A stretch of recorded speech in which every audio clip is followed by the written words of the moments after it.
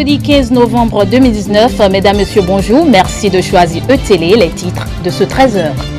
La modification de la charte des partis politiques et du code électoral est approuvée par la Cour constitutionnelle. C'était à l'occasion de son audience plénière tenue hier jeudi.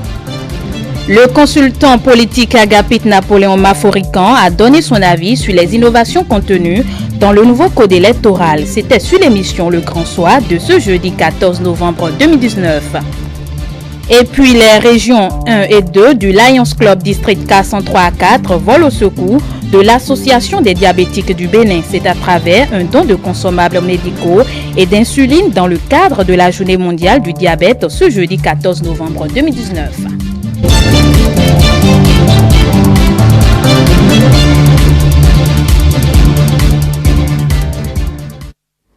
Bienvenue à tous. Au thème de la journée du mercredi 13 novembre 2019, journée qui n'a pas été de tout repos, les députés de la 8e législature du Bénin ont adopté à l'unanimité la loi 2019-43 portant nouveau code électoral en République du Bénin. La loi 2018-31 du 9 octobre 2019 portant code électoral jusque-là en vigueur est objet de beaucoup de spéculations. Les élus de la nation ont donc hâté les modifications qui lui sont apportées et qui sont issues des recommandations du dialogue politique. Les temps forts de cette séance plénière avec Dieudonné Babatoune et Jean-Marie Kédolo. Décision DCC 19-524 du 14 novembre 2019. La Cour, saisie d'une correspondance en date à Cotonou du 13 novembre 2019, par laquelle M. le Président de la République soumet au contrôle de conformité à la Constitution la loi numéro 2019-41, modifiant et complétant la loi numéro 2018-23 du 17 septembre 2018, portant charte des partis politiques en République du Bénin, adoptée par l'Assemblée nationale en sa séance du 7 novembre 2019. Vu la Constitution, vu la loi portant loi organique sur la Cour constitutionnelle, le règlement intérieur de la Cour, ensemble les pièces du dossier, oui, M. Joseph Diogbenou en son rapport et le représentant du Président de la République en ses observations orales à l'audience du 14 novembre 2019, après en avoir délibéré, considérant que la requête de M. le Président de la République trouve son fondement dans les dispositions des articles 117, 121 de la Constitution et 20 de la loi portant loi organique sur la Cour constitutionnelle. Qu'en outre, la loi adoptée par l'Assemblée nationale le 7 novembre 2019 a été transmise au Président de la République le 11 novembre 2019, que le Président de la République a saisi la Cour constitutionnelle le 14 novembre 2019, soit dans le délai de 15 jours prescrit par l'article 57 de la Constitution. En conséquence, sa requête est recevable. Considérant que l'examen de la loi déférée révèle que toutes ces dispositions sont conformes à la Constitution. En conséquence, article 1er dit que la requête de M. le Président de la République est recevable. Article 2 dit que toutes les dispositions de la loi numéro 2019-41 modifiant et complétant la loi numéro 2018-23 du 17 septembre 2018 portant charte des partis politiques en République du Bénin, adoptée par l'Assemblée nationale le 7 novembre 2019, sont conformes à la Constitution. Décision DCC 19-525 du 14 novembre 2019.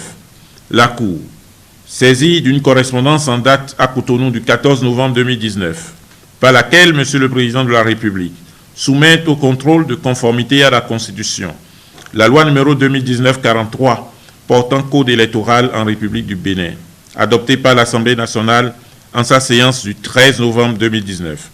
Vu la Constitution, vu la loi portant loi organique sur la Cour constitutionnelle, vu le règlement intérieur de la Cour constitutionnelle, considérant que la requête de M. le Président de la République trouve son fondement dans les dispositions des articles 117, 121 de la Constitution et 20 de la loi portant loi organique sur la Cour constitutionnelle.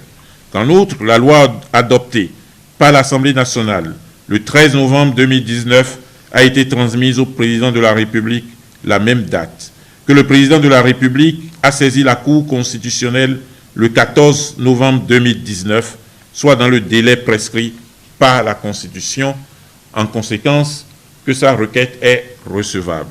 Considérant que l'examen de la loi déférée révèle que toutes ces dispositions sont conformes à la Constitution. En conséquence, article 1er, dit que la requête de M. le Président de la République est recevable.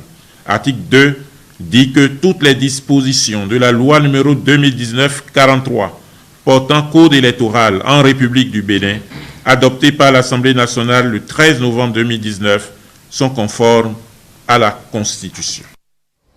Vous venez de suivre plus tôt la déclaration de la Cour constitutionnelle sur la conformité de la loi portant charte des partis politiques et celle portant code électoral en République du Bénin. À ce sujet également, l'honorable Adam Bagoudou a été reçu dans le journal de 19h45 du jeudi 14 novembre 2019 sur E-Télé. Il s'est prononcé sur certaines innovations du code électoral. Suivons un extrait de son intervention.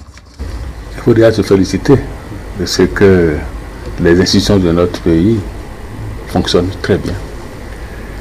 Et que lorsque, à l'issue du dialogue politique qui a été organisé, il y a eu des recommandations fortes pour faire une relecture de certaines lois, notamment le code électoral, la charte des partis.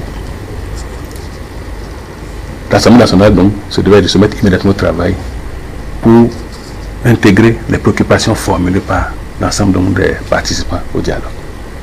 C'est des préoccupations qui ont été formulées et même s'il n'y a pas, nous sommes allés au détail près, il y a à relever que chaque point qui a été évoqué au dialogue, qui a une implication législative, se devait donc d'être examiné pour regarder comment l'intégrer dans le dispositif, disons, de la nouvelle loi à prendre. Donc c'est ça qui a donné le sentiment que tout a changé. Il s'est trouvé que dans la suite logique donc du développement, notamment des travaux en commission, puis de la plénière, on n'a pas les moyens d'arrêter le jour.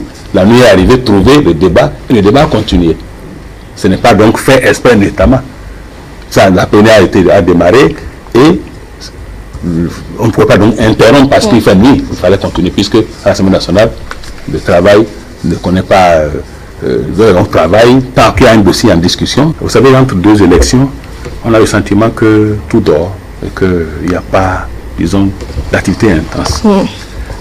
Comment mettre en place une administration électorale qui permet, tout en mettant, j'allais dire, une sénat permanente, qui comporte donc un volet qui, après les élections, qu'on puisse donc au moins libérer donc les gens, c'est ça donc le conseil, et avoir donc une direction qui est un peu plus allégée, qui va faire donc le travail, disons, de mise en forme des choses.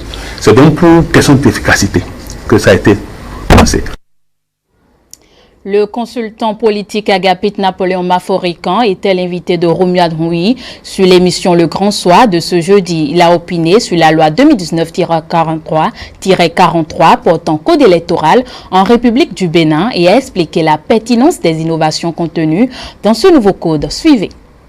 Les députés ont toute la latitude tant que le quorum est atteint, tant que les conditions s'y prêtent, il n'y a pas de raison que ces lois ne puissent voter. Et le vote a eu lieu en débat public, puisque les médias sont là, ont couvert, quelques citoyens ont assisté, donc il n'y a pas de raison de douter.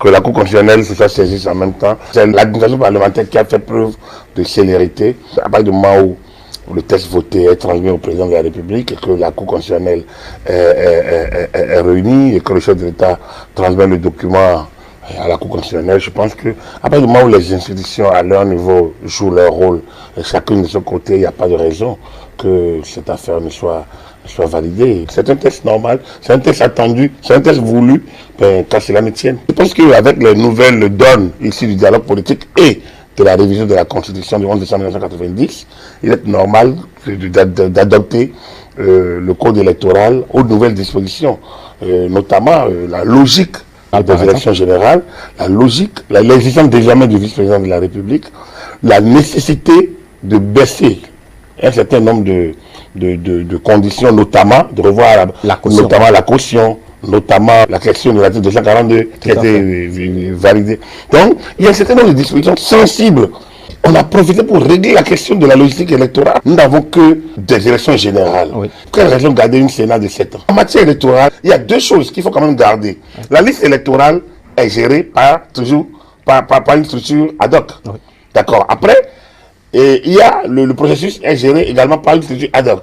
Après, il y a l'après-processus, il faut gérer le matériel, il faut gérer les gens, il faut gérer la logistique, il faut gérer un certain nombre de trucs. Ça, il faut le verser à l'administration générale de l'État. Donc, la direction générale des élections doit pouvoir s'occuper de ce volet-là.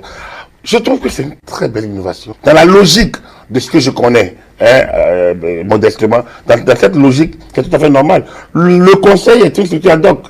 C'est la structure politique, naturellement, qui organise, qui fait que tout le monde doit être là pour qu'on voit comment c'est organisé. Mais l'administration est là pour aider, pour accompagner.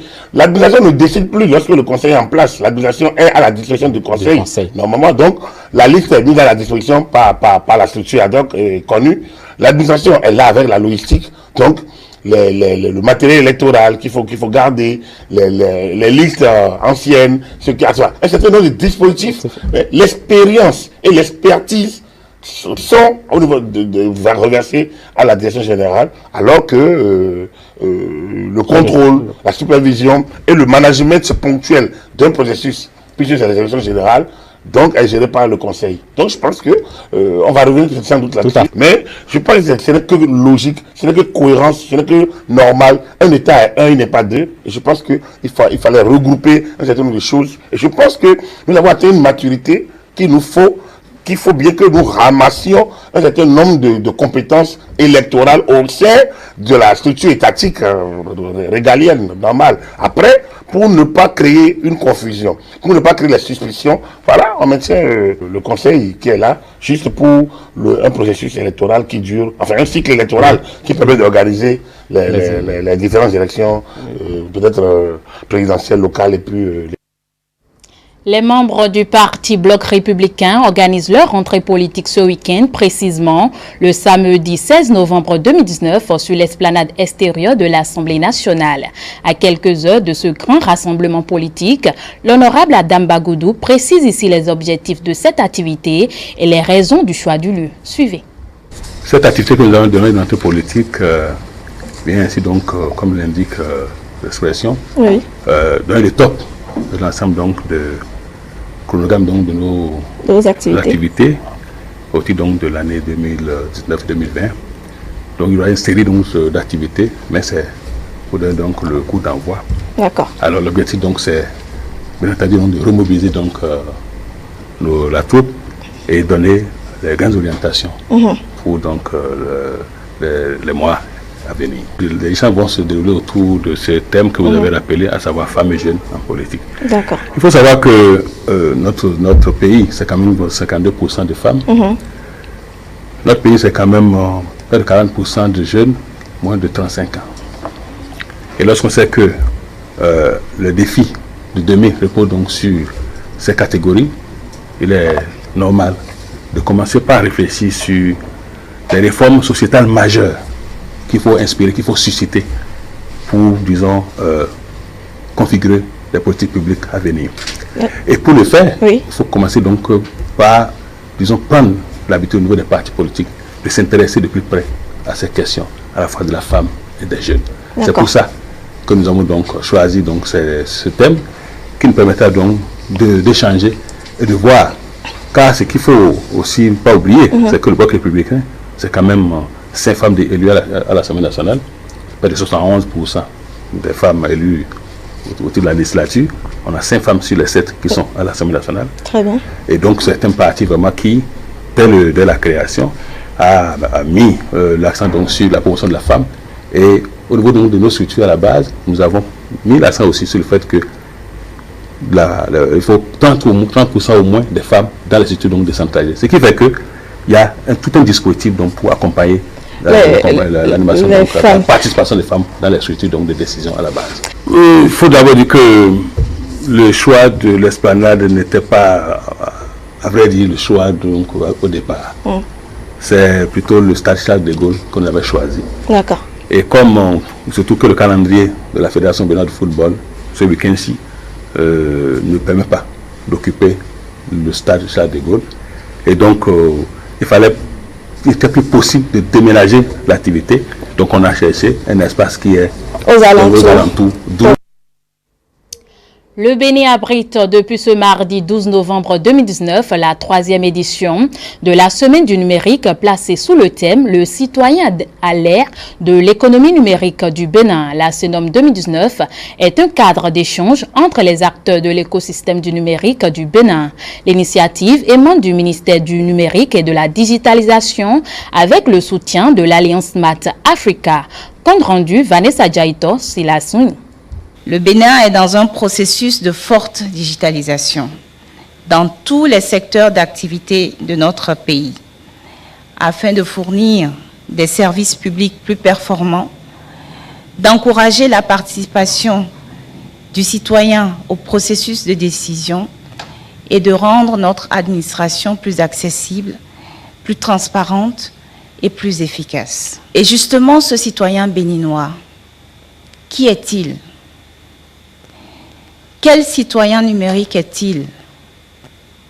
À l'ère de l'économie numérique, quelles sont ses aspirations? Quels sont ses besoins? Qu'est-ce qu'il attend de nous? C'est pourquoi nous avons décliné un programme centré sur les enjeux et problématiques relatifs aux citoyens dans ces usages numériques, afin de discuter ensemble des moyens d'action pour saisir les opportunités et pour lever les obstacles pouvant entraver une meilleure inclusion des citoyens béninois et africains dans la révolution numérique en cours. S'intéresser aux citoyens permet de se mettre dans la bonne posture. La bonne posture pour apprécier nos actions. La bonne posture pour nous poser nous-mêmes les bonnes questions. Comment faire pour que le numérique aide les citoyens, surtout les plus vulnérables, à accéder plus vite à l'identité et aux bénéfices sociaux? Comment faire pour que le numérique accélère la réduction de la pauvreté? Comment faire pour que les technologies continuent d'avoir la confiance de la société? S'intéresser aux citoyens permet également de bousculer les idées reçues, comme celle qui consiste à croire que tous les jeunes sont des digital natives, ou encore celle qui consiste à croire que tous les digital natives sont des experts du numérique. C'était plutôt un extrait de cette activité. Parlons éducation à présent. Les candidats ayant pris part à l'examen national de licence 2019 sont fixés sur le sort depuis le mardi 12 novembre 2019. Cette année, c'est Moussiliatou Amadou, étudiante à l'Institut supérieur des sciences de l'information et de la communication ISIC, qui a su se démarquer des autres en décrochant la première place en journalisme. Une équipe de notre rédaction est allée à sa rencontre. Suivez.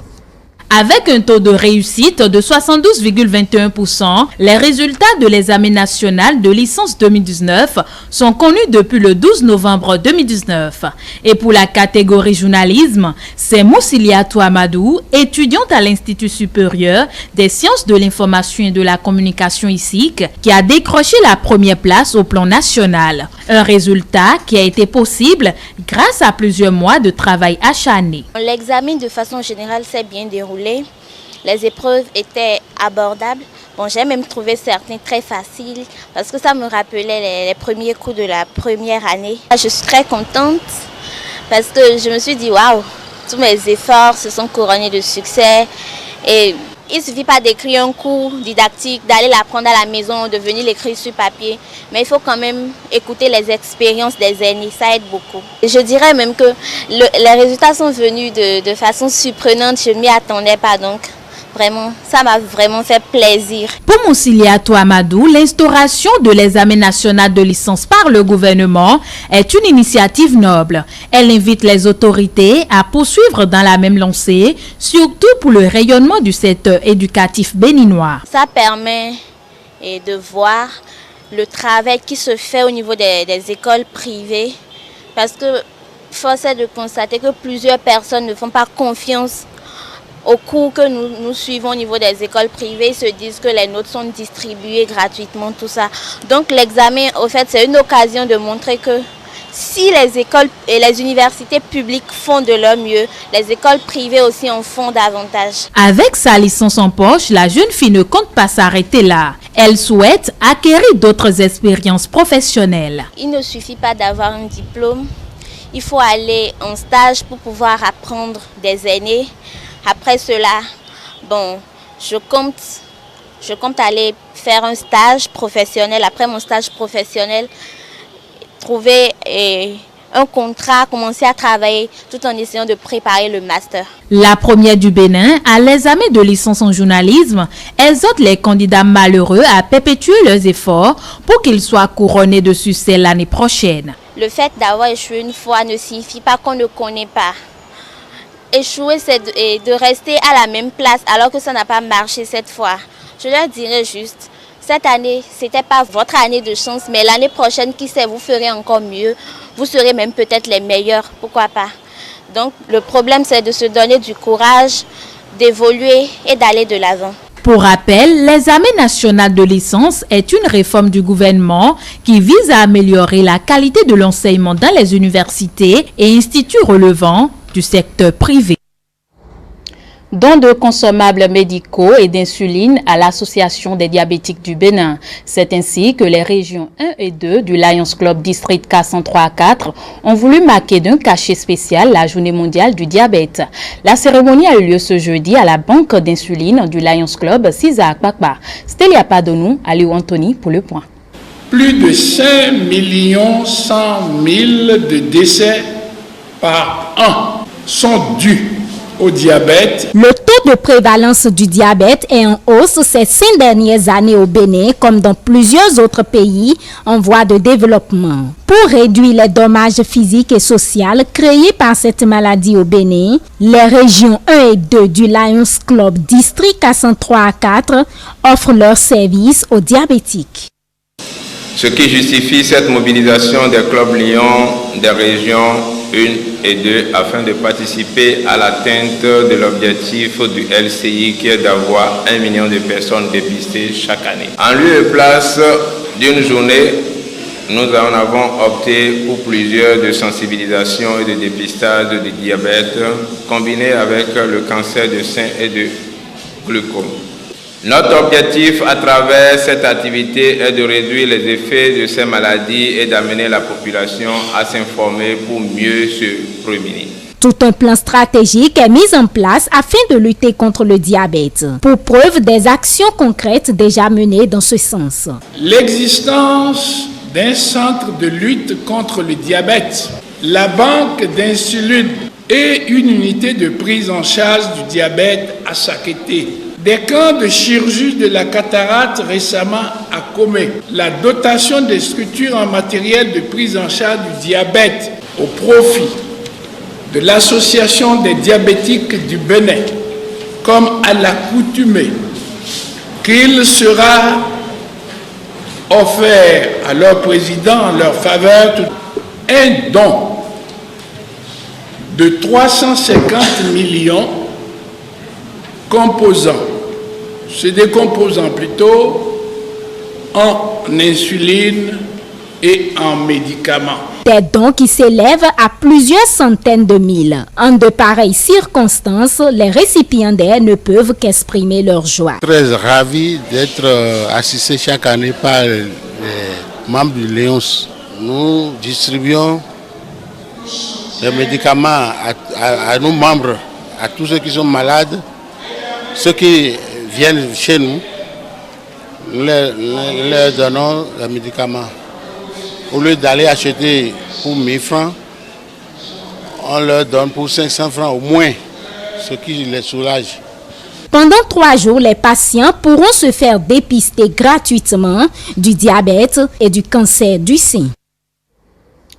L'ancien député Ismaël Tidjani Sepos, décédé le 8 novembre 2019 au Maroc, dans sa 72e année, a reçu les hommages de l'Assemblée nationale. Cette institution dans laquelle il a siégé pendant 4 mandatures a bien voulu lui témoigner toute sa reconnaissance. C'était hier sur l'esplanade intérieure du Palais des gouverneurs en présence des membres du bureau de l'Assemblée nationale, des députés, des anciens parlementaires et des membres de la famille Sepos.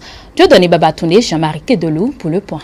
Tout ce que la mort touche de ses mains froides ne se réchauffe plus au foyer d'ici-bas, disait Victor Hugo. Et c'est bien elle, cette mort, qui réunit tout ce beau monde en ces lieux. Un monde composé de députés anciens comme nouveaux, des membres de l'administration parlementaire, ceux de la famille éplorée, mais aussi de personnes proches du défunt, pour un ultime hommage à cet ancien membre de l'Assemblée nationale, mais plus encore à ce digne fils de la nation. Ismaël Tidjani Serpos s'en est allé. Notre hommage à l'auguste parcours qui fut le tien dans chacun des 3 compartiments du pouvoir, c'est l'hommage à l'homme de justice qui, au palais où se dit le droit, aura marqué les esprits par sa compétence et sa droiture. C'est aussi l'hommage aux distingués citoyens qui, au cœur de l'exécutif, aura incarné l'administration du service de justice avec vérité et autorité. Enfin, cet hommage est surtout rendu à l'honorable citoyen qui, le long des 4 mandatures, aura occupé les fonctions les plus exigeantes au sein du Parlement et aura produit un rendement que les législatures suivantes reconnaissent et saluent avec déférence. Cérémonie fort simple mais empreinte de solennité à feu Ismaël Tidjani Serpos, ancien président de la commission des lois de l'Assemblée nationale. Ce lieu où il a travaillé pendant 4 mandatures, il y revient une fois encore, mais cette fois-ci sans vie. Ce cercueil drapé aux couleurs de la nation béninoise est le sien. Ce sera sa dernière visite à ses anciens collègues. Dépôt de gerbes, recueillement du président Louis Vlavonou et salutations aux membres de la famille éplorée ont ponctué cette cérémonie pendant laquelle l'on pouvait lire émotion et tristesse sur les visages des uns et des autres. En ces moments de douloureuse séparation, la famille Tidjani Serpos, les familles, parents et alliés, par ma voix, vous remercie déjà pour l'honneur qui nous est fait de présenter les hommages à Ismaël Tidjani Serpos. Ensuite, pour votre soutien sous ses multiples formes. Ismaël, les morts ne sont pas morts. Et parce qu'ils ne sont pas morts, nous te demandons de continuer d'avancer devant nous. Nous te demandons de protéger les tiens. Nous te demandons de protéger tous tes collègues. Nous te demandons de nous apparaître en rêve pour nous dire, pour nous souffler ce qu'il faut faire. Après cette cérémonie d'hommage de l'Assemblée nationale, bien d'autres suivront au siège du parti Renouveau démocratique, un parti politique où il a de tout temps milité. Ainsi se referme cette édition. Merci de l'avoir suivi. Bonne suite des programmes sur ETélé, la chaîne de l'excellence.